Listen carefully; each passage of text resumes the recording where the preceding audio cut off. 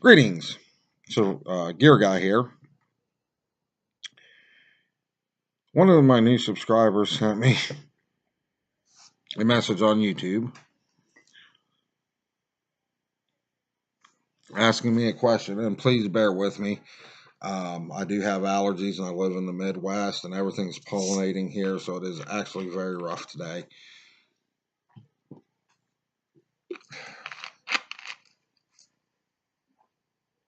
And asked me about survival gear and what they need as they're just getting into it, and if there's anything they should avoid. This is a very good and legitimate question,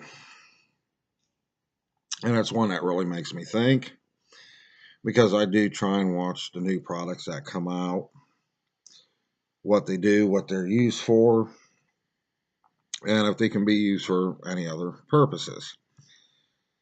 Now, with the plethora of products on the market, it is very easy for one to get themselves into trouble. And allow me to explain. One of the things I have a major issue with is bug out bags. Now, you may be asking, why do you have a problem with a bug out bag? Bug out bags is a great idea. It's a great item to have. Have you ever stopped and thought, if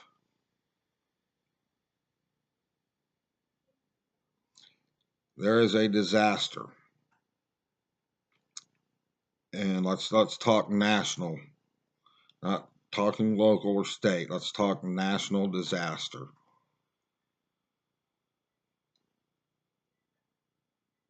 What that bug out bag would do for you or do to you. If there's a national disaster,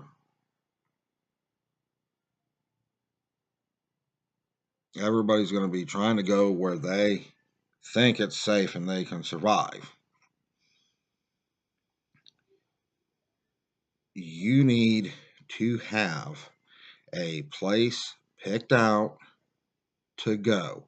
You need that place set up and stocked with what you need: food, ways to make fire,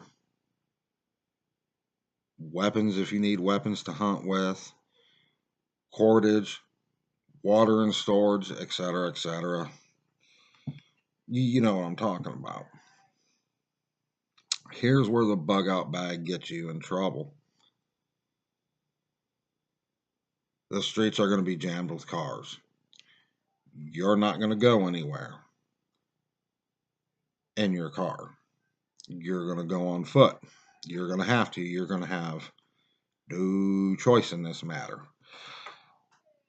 So, in a case like this, how's the bug out bag get you in trouble and be more problem than what it's worth?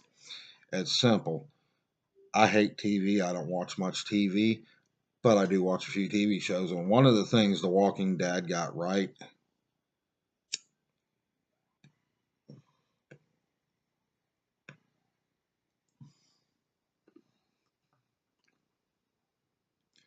is everybody else is going to want to survive. Carrying that bug out bag is going to make you a target to somebody that don't have anything or don't have enough or just wants more, and they will fucking kill you for it. Without a doubt, they will kill you. End of story. Kill you and take your stuff. Not too many people out there are going to be friendly and say, oh, hey, come join us and we'll build this little community and stuff. Now, it will happen, but it's not going to happen in the beginning. In the beginning, it's going to be every man for themselves. And that bug out bag just makes you a target. My advice is build a small pocket EDC carry kit. Now, for you that don't know what EDC is, it means everyday carry. There's many videos on YouTube that show you how to make a kit with an altoids can. And it could be just really basic stuff. You would be surprised how just some of the basic stuff can increase your chances of surviving. And in an altoids tin, you can carry a couple fish hooks, some fish lines, some tape, a few band-aids, razor blade, some cordage, a little fire starter. These are all things that could make a difference between life and death, and it fits in the pocket. It's easily concealable. Firearms. You're walking down the street with an AR-15 across your back or an AK-47 shotgun, whatever. There again, you just made yourself a target. If you've got that firearm deployed you're moving in a tactical way, keeping people away from you, there you just created fear and panic. You're going to get yourself killed.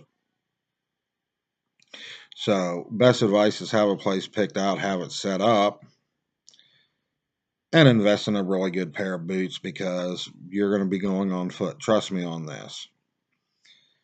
Um, Second, as far as gear goes, oh my God, there's a plethora of gear on the market. What to get that's going to increase your chances of survival? Well, let's think of out of all that gear, what would I carry? What do I want? I'm going to stick with the basics, okay? I'm going to canteen, water purification. Personally, I keep for water purification Clorox bleach at 8% and military grade iodine tablets for water purification and a small water purification straw that filters out all the bacteria and viruses. Those can be rather expensive, and that's not something I suggest cheaping out on. A knife, a pocket knife. Got to have a pocket knife. That's an EDC carry for me. A flashlight, again. Um, a good small bright tactical light. That's an EDC carry for me. That's two items I never leave the house without. Um, I'm just going to stick with the basics to getting to uh, what I call my safety point, my hold up point. That's where I'm going to hold out at. It's where I'm going to bug out to. I'm going to carry stuff that can be concealed in pockets that people aren't going to notice. I'm not going to uh, dress up in camouflage and make myself look like a survivalist. I'm going to dress as plain as possible. Um, no logos on the shirt. I'm just going to kind of be a ghost while everybody's in a panic watching everybody else. My goal is to slip through unseen without being super sneaky just because I'm not standing out in the crowd. I'm not wearing any bright colors, Gray is fine, pair of blue jeans and just a pair of work boots. Everything else is at my go-to point. I'm not going to carry anything that's going to make me a target. And I think that's a big thing with survival is not making yourself a target. Now, on to the fact that you need gear to survive. Yes and no. You can improvise a lot of the stuff. You can make a lot of the stuff if you know what you're doing. Um, for survival, the first thing that I recommend anybody getting is books by reputable authors on the subject of survival. The military field manuals are great. A lot of information in there.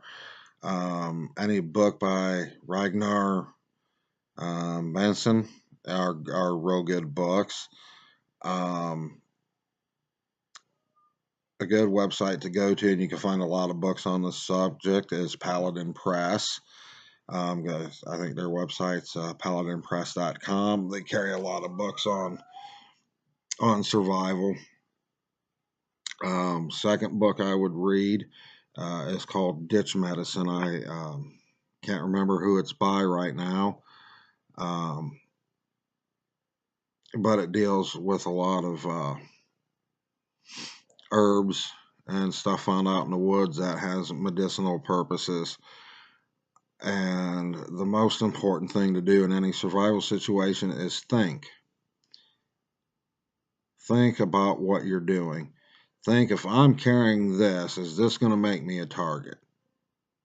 Or would this be better suited to stash in my place that I'm going to go?